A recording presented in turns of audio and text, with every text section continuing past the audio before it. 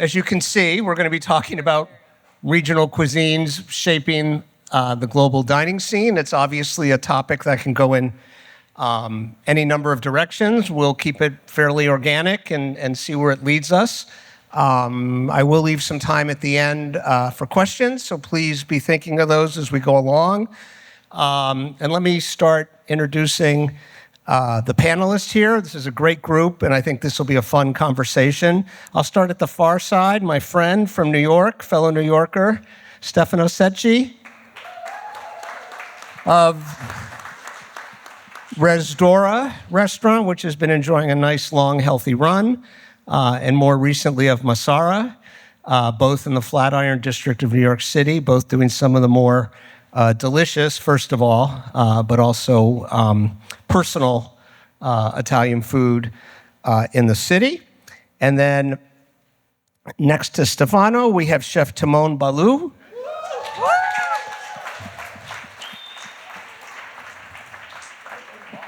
And at his restaurant at the Catherine in Fort Lauderdale, he serves up food. I'm dying to try it after getting ready for this talk. That draws on a broad range of global flavors and from his Chinese and Indian Trinidadian heritage. And then immediately to my right, we have Chef Alejandra Espinoza,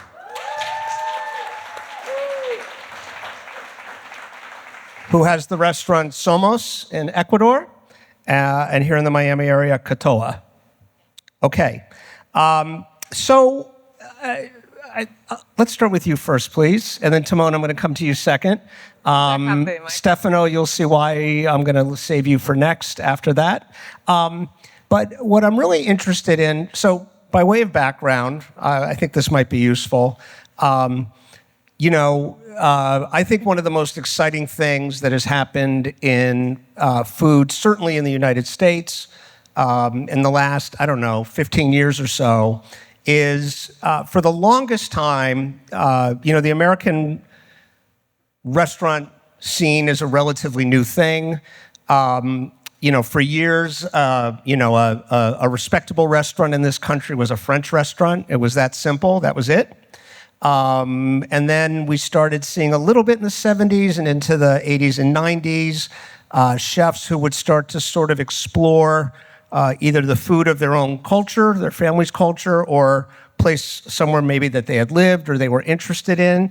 But the sort of default mode of doing that, and this was a sentence that turned up in like every chef biography at the time, was they would sort of do it in a French package. It was like, I cook so-and-so food, but with French technique. I do this food with French technique. And it was very limited. And food that was more traditional would get relegated to, and this is a word we don't use anymore, thankfully, but to like ethnic restaurants. And they generally were not reviewed by the major papers. They did not get the same kind of respect. The people who did that food were not people who, were nominated for awards and things like this.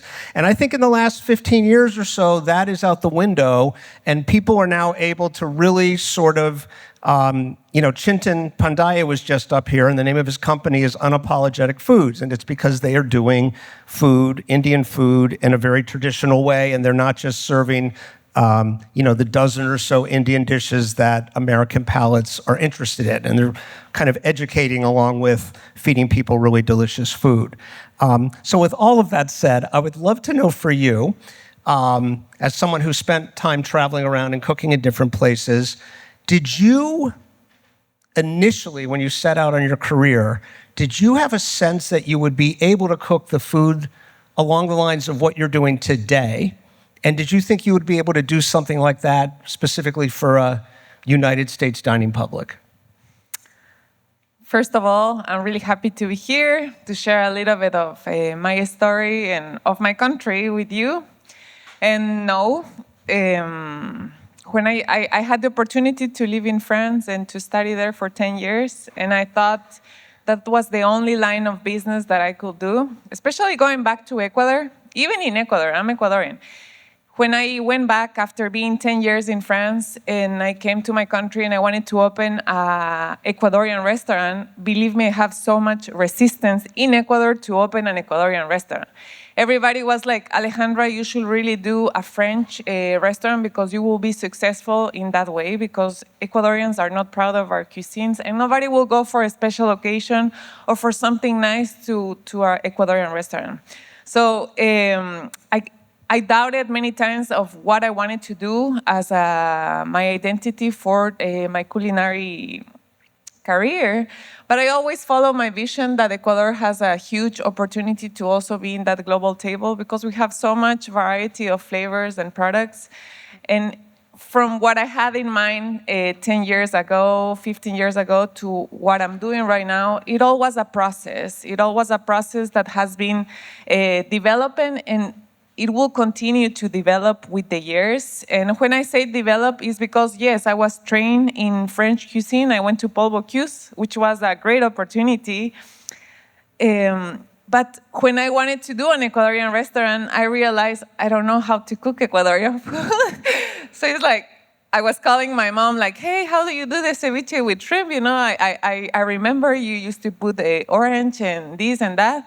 And I started learning back my food when I went back to Ecuador, and I started applying French techniques to our ingredients and to our culture, and I developed something new that I call it contemporary Ecuadorian cuisine, that it's Ecuadorian-born, globally inspired, but it's my own way of expressing what Ecuadorian food is and what I want to bring from Ecuador to the world.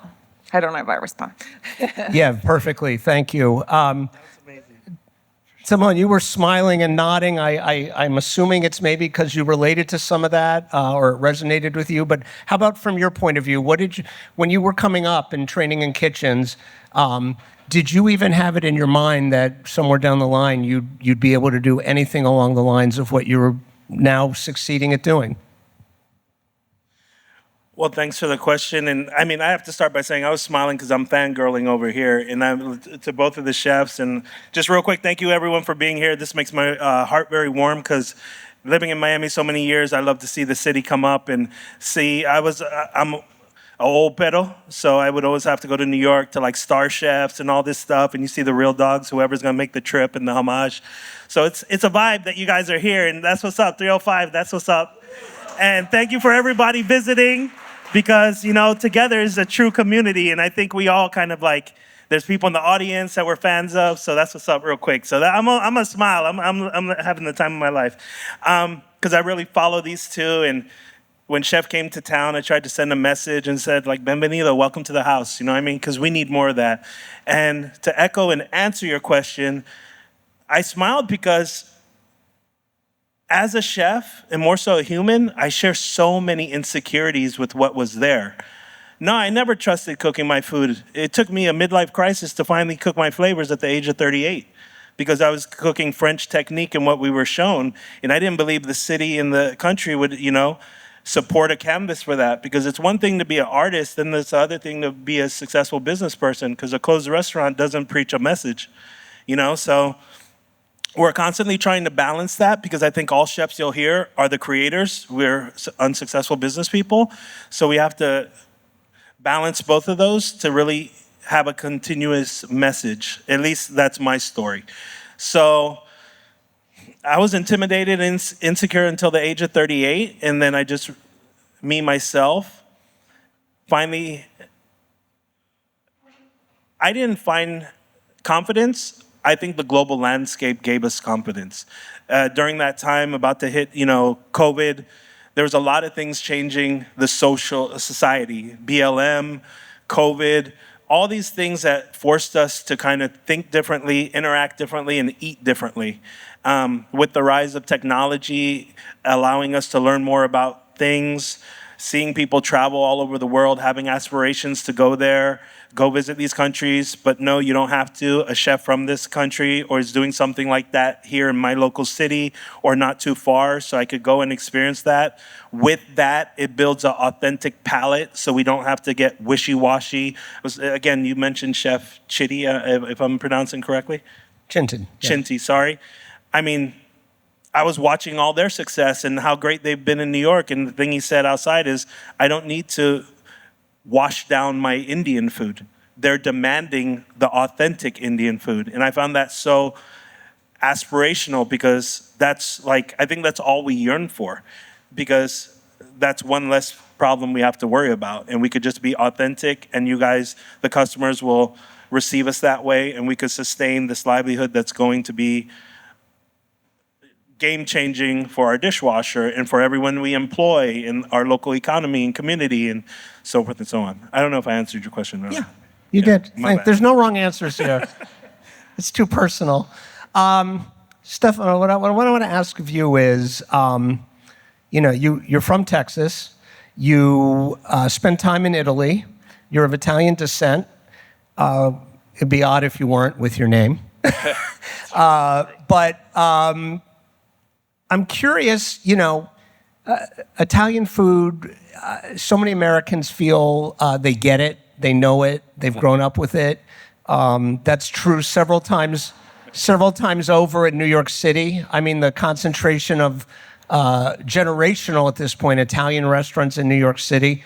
When you, open Resdora, which, ends up being this huge success, but you couldn't have known how big a success it would be. How did you go about figuring out what it was that you were going to offer in the context of Italian food in the United States, and specifically Italian food in New York City, that would enable you to sort of stand apart from the pack? First off, Miami, we're very happy to be here. And amazing question. I think this is a great representation of what the United States of America is, contrary to what's going on right now in politics. So I want to, applaud you guys. It's amazing. I just met them in the past 15, 20 minutes, and amazing human beings, right? So the question about Resdora is like, we need another Italian restaurant in New York City. Exactly, when we talked about opening 6 years ago. I don't know. For me, you become obsessed, right? Like I was obsessed. My father's from Italia. My parents are immigrants. I only spoke Italian at home. And so I'm living in Texas. The stereotypes are real. Football, basketball, baseball, sports. We have horses, all those things, right? But I grew up like playing bocce with my godfather. I was eating like Italian dinners for 5-6 hours on Sunday. This is no time to kind of relax, but it was one of those really interesting cultural differences where I was spending 5 months out of the year in Italia and 7 months in the States every year. And I just didn't know where I fit in, right? And so when I finally moved to Italia full-time to cook, I felt at home, which is amazing, right? And then we moved to the city, and I was doing 18 hours working at Resdora, braising everything, rolling pasta al mattarello, getting there at 7 in the morning, finishing at 2 at night, 3 months straight before Pete Wells came, just to make sure I didn't miss that day. But I think in the end of the day, and the other chefs on the panel can also attest, is like you have that inner compass, right, that just guides you basically on like food knowledge or whatever food memories you have growing up, or those experiences that made a huge impact for you, whether you were traveling in Italia, traveling in Ecuador, or traveling, wherever you came from. Yeah, but that's what makes things so amazing, and that's why it's so important to travel and so important to open yourself up to other cultures, especially now, right? Especially at a time that my parents wouldn't be here if it weren't for, Ronald Reagan, right? And so I say over and over again, it's like what we're going through right now is very difficult for me to process because although, I'm an American citizen, I have dual citizenship, and I go back to Italia all the time, I've just never seen, the state of this country right now. It's hard. So let's go back to Resdora. Resdora was something that we opened in a very small space. We had no money to open. It was very on a shoestring budget. I did everything. We had very small amount of employees in the beginning. And it was that kind of compass when you're cooking with the nonnas for such a long time, and then with Massimo in Italia, that was the guide. But Andrew, the restaurant business, no one knows who's going to succeed or fail, so I had no idea. I don't think anyone had no idea. None. Good question. Sorry for being long-winded. That's not long-winded at all. Alejandra, can I ask you, I'm curious to know how you go about calibrating what you do. You just talked about it. Your first place was in Ecuador. You now have a place here. How, if at all, do you have to adjust the food or adjust how you explain things on the menu or train your dining room staff to educate when necessary? I mean, Miami's a special case, right? There are people here for whom some of the food you're serving will be super familiar, but then you may have people who are visiting from, I don't know, the Midwest, and it's all completely new to them, right? How do you go about accounting for that between the two places where you're currently serving? So first of all, like, who has had Ecuadorian food here? See, okay, I like this crowd. So usually this is a question that I ask, and I have like one hand or no hands. So for me, it's like, see, that's why I'm doing what I'm doing, and that's why I'm doing the way I'm doing it, because we are introducing a new type of cuisine into a city like Miami, where nobody understands. When I put in the menu seco de pollo, they're like, oh, it's like a dry chicken. I'm like, no, it's a very like, not wet, but like with a stew, you know? So it's really, we have adapted what Ecuadorian food is so it can be understandable by you. Because at the end of the day, when I created the restaurants, it was not for Ecuadorians. It's not that I don't like my people, but my goal has always been for the world to know where Ecuador is, what our ingredients are, and everything that we have to offer, because I can see gastronomy as a way for my country to find a different way to do things.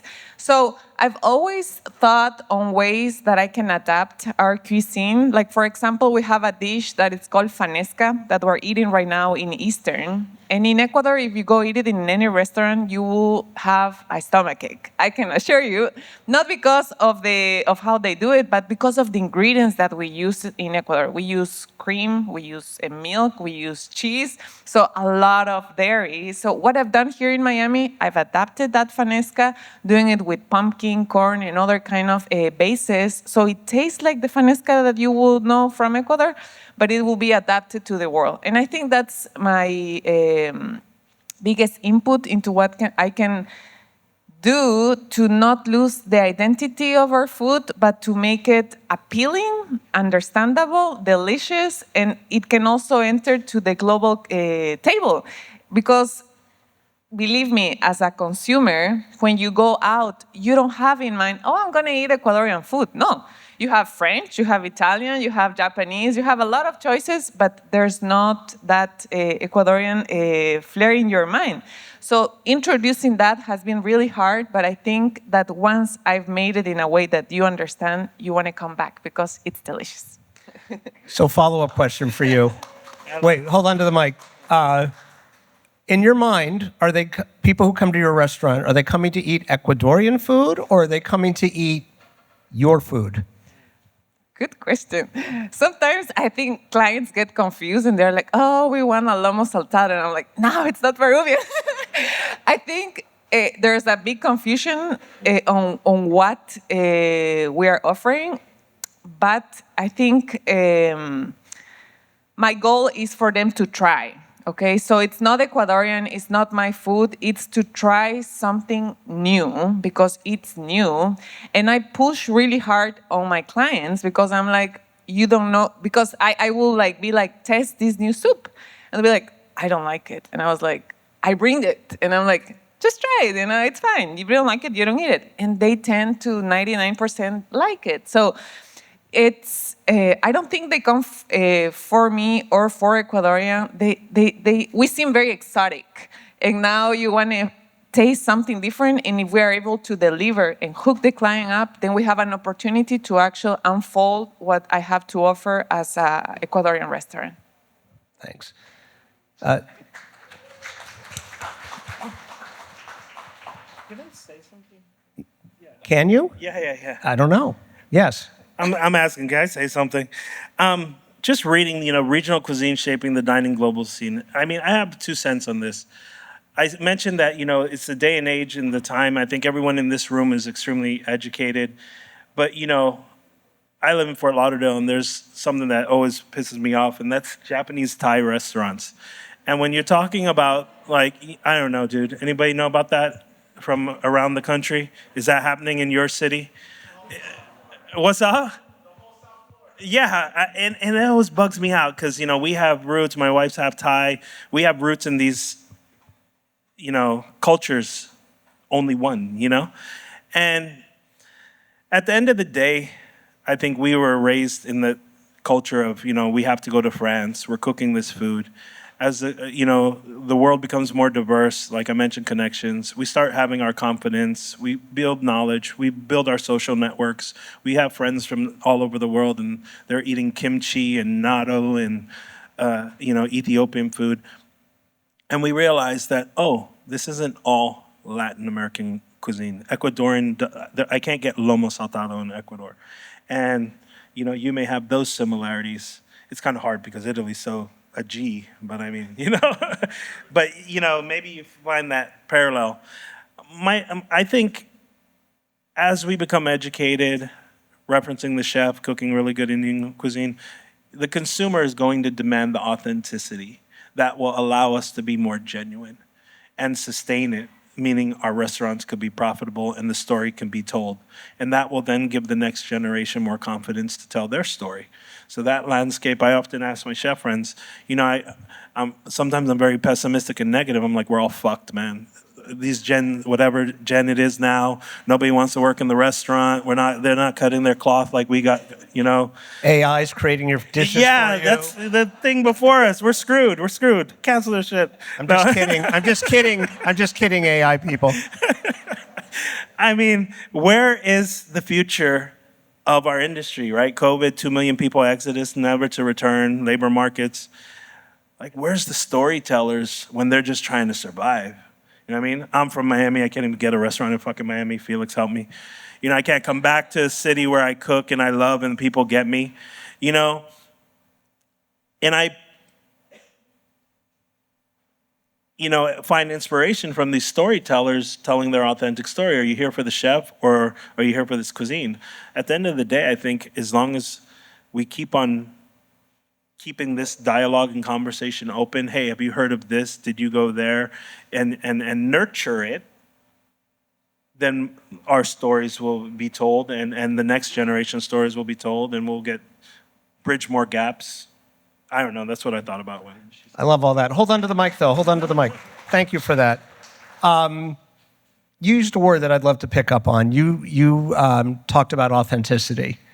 Now, as a writer, and people may or may not know this, that word's kind of fallen out of fashion for writers, right? We now say, if we're talking about a particular cuisine, people prefer that we say traditional, right? I'm not being critical. I'm just telling you where the question comes from.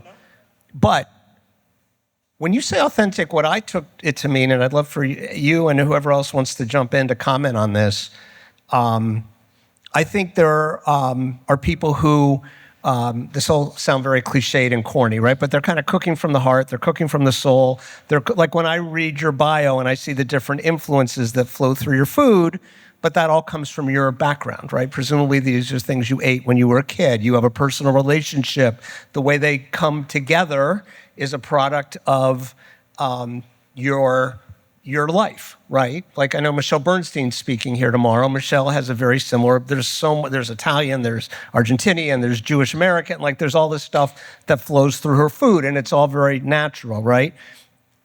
Am I correct in thinking when you say authentic, you mean that it's coming from somewhere personal? Are you speaking authentic to the original food, the reference points of the food, or are you talking about the person conceiving the dishes and whether or not they're just sort of, grabbing stuff from a bunch of trendy things or cooking based on some kind of a personal relationship? Does that make sense? Yeah, it makes total sense. I think that answer lies in the hands of the curator, because everyone's going to have a different definition of that. Stereotypical, you'll look at that as a top line word and someone's going to identify what they see from it. But ultimately you don't know what, you go to a gallery, look at the painting, you have to, you have your interpretation of it, but what was the artist thinking during that creation? It's the same that I think falls there. I know personally, to me, I'm probably unauthentic, so it's kind of fucked up that I'm here. But it's like, I mean, I could be multicultural and have this history, but like I'm fascinated by these. Well, similar to you were raised in Texas. I was raised in the United States. My immigrant family rushed here to make sure I was born here in New York to make sure I had a U.S. passport, but I wasn't raised in like Trinidad. You know, I don't have like, there's certain blood that has to flow for you to cook authentic. You know, Chef was talking about it, or we were talking about it. It's really hard for someone who hasn't walked the walk to kind of preach that story. When I say that, it means no matter how much I'm mesmerized by Ecuadorian cuisine, unless I really spent some time and I think ultimately, me personally, suffered some pain, can I really believe the flavor of that story I'm trying to tell? What I can tell you, what I try to do through my storytelling is, I try to make sure any grandmother from that culture would validate me. And if I have that, that is more meaningful than however many people are in my restaurant. Because I did authenticity and justice to that curator. And that's what I try to preserve through my storytelling. If we want to touch whatever country at the moment, mine or someone else's, I want to make sure I do justice, because bastardization is fucked up. You know. I love it. He's fired up. I love it. You're like a human highlight reel of quotability. Stefano, Timon just said something that I'm always interested in this, and somebody made a clarification to me a few years ago. A chef, we were talking, because I don't know when we started hearing this phrase. You just used it about food having a story, right? And food telling a story. And if I'm honest, I was always a little like, what do I need to know the story? You know, like, does it have to be explained to me? Do I need to be able to? And this one guy said to me, I thought it was so interesting. He said, I said the food has to have a story. You don't have to know the story. But if the chef knows the story, that makes all the difference, right? So, Stefano, you know, you have some dishes. What's the one, the grandmother's walk through the woods? Grandma walking through the forest. Yeah, okay. So there's a little bit of a clue there in the name. That was a joke in the beginning. Yeah, well, now you can never take it off. You can't lose it, right? It's popular, it's delicious. But for you, it's, you know, dishes that you do, you may have things going on in your mind from time you spent with Massimo overseas, or just travels you've made, or maybe even something that you encountered growing up in Texas, you know, like at your family's table. Does it matter if the guest knows all of that stuff, or is that just something for you personally? And then I'd love to come down the line with the same question. So if I think the thing for us, especially that are cooking, you know, very specific food, like there's 20 different regions in Italia, right? And so 20 different cuisines. It's not pan-Italian like everyone's kind of been, I guess, educated on. The real big difference is that the true people from that country, if they taste something at one of your restaurants and they have that aha moment that this reminds me of being with nonna or with my grandmother, my mother, my father when I was growing up, and it brings that smile, you know, on their face, then like that's the memory that you triggered, and those are the people that are the barometers for whether or not you're doing things correct or not. Because Google and YouTube, you can go on and look up a llama sartada, for instance, right? And then you can learn how to make it right away with the exact same ingredients and the exact recipe.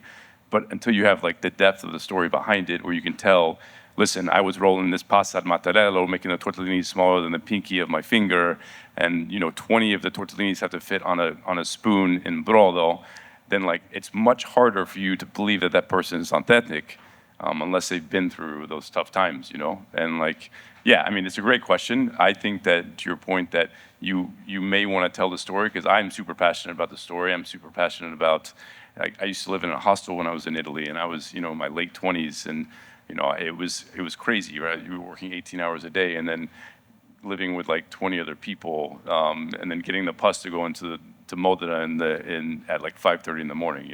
People were like, "Are you crazy? You come from the United States? Like, what's the problem with you?" Like, and it's just because these are the types of things and stories and the experiences that kind of just drive and really push what you do later in life. So you have to suffer. Yeah, you have to, like, you gotta, like we say, like Timon would say, you gotta fucking go through it, right? And you have to really be in a space where it's very difficult. Life is difficult, so. Good question. So I'll tell the story of Grandma walking through the forest. So come to the resort, 27 East 20th Park and Broadway in the city, and on 20th Street when you guys have a chance, all right? I was working with Massimo at Francescana. This was like my 5th year in Italia. We were doing 6 out of 7 days, 18-hour days. You know, it was crazy. I mean, I was so tired. And Sunday, I used to go over to this Nonna's house, like 5-10 minutes outside of Modena, and she used to raise leeks for me for antipasto. And we used to go out in the back of her yard. She lived like in the Colline Bolognese, which are like the hills of Bologna, Modena. And we used to get literally porcini mushrooms. They would be growing in like the small forest area behind. And then she would grill those for me, right? And then we'd make tortellini, tagliatelle for primo, and then secondo would always be like roscapone or something like that. So those days, that one Sunday, gave me like the energy to kind of redo the rest of the week, right? At that point, we were just like, it was relentless at Francescana at that point, right? And so that pasta is a cappelletto with braised leeks inside and a puree of mushrooms to give her homage of like getting me through, you know, very tough times. And yeah, tanta roba, we say in Italiano. But yeah, it's good stuff. It's good stuff. No, You? the story question, whether or not a dish's story is for yourself, or is that something that has to be and should be explicitly shared with the diner? The story behind an individual dish. I'm sorry, I got lost. I'm lost right now. That's a nice story, bro. I think the story is for the diner. Sorry. We are the curator, we're the steward, and we're like a cog in this supply chain. You know, the sourcing, the farmer, the raise, where we got it, the medium of how we're choosing to tell this story, the cooking technique, and now this is the story. You know what I mean? The story is allowing wherever they are. For me, it's like I tell people sometimes, you're gonna get a passport stamp right now because you're gonna travel the world by the end of this dinner, and like authentically, not bullshit. And for me, that's what I believe God's gift was for me, is to bridge gaps and build community and tell stories through food. So it's for the guest. Yeah. I believe that doing delicious food is not complicated, that doing beautiful dishes is not complicated, but what it's really hard is to connect, you know, to connect through a dish, to connect with the shrimp, to connect with the cacao, to connect with what's in the dish, what's in the story behind each one of the dishes that we have. And I always take the time to go in like this tonga. Tonga is a dish that we do with grilled prawns from Ecuador, langostinos. And then I tell them like, we used to grill them when we go on vacation on the summer with my parents to the beach, and this reminds me that connection with them, and that makes the dish like, wow, it's delicious too, but that makes the difference. And I think at the end of the day, what clients also are craving is like, how can we connect? Because we can be sitting here, but you know, that will connect us. You know, I've seen tables that are like, oh, what are you eating? And they start engaging, oh, the chef, da, da, da. And for me, that makes me like really happy because we're doing more than just cooking. We're connecting people. And I think nowadays that's, with all of the theme that we're talking right now, something that our world needs. So yeah. Thanks. No, I got one.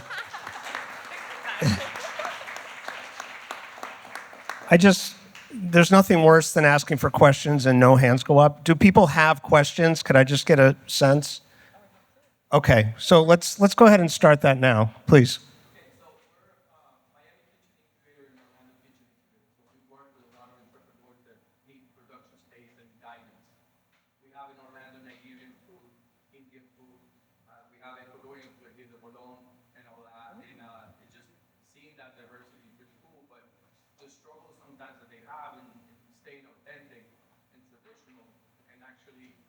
selling in the United States in the space they're in, Orlando, very different from Miami.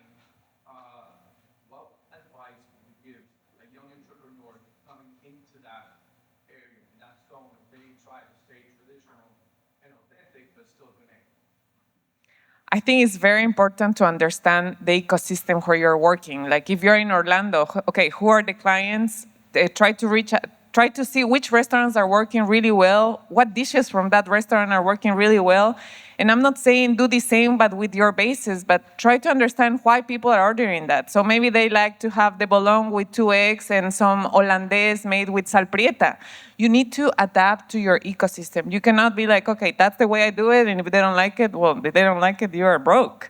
So you really need to think farther into how you make it work, because at the end of the day, it's a product, and that product needs to be understandable and soldable. I don't know if you use that word, but yeah. Yeah. No. No. This is much more. This is so much good. I mean, I'm selling pasta.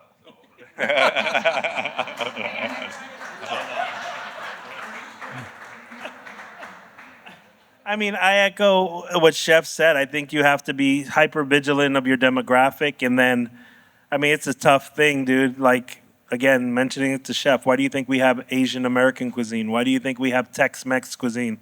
It's hard for us authentic people to be authentic, you know what I mean? So be strategic, a smart business person. Maybe they find some parallels to educate the masses with some comforting and, demystified things, approachable, and then have a place where they have one or two or a section of true authenticity.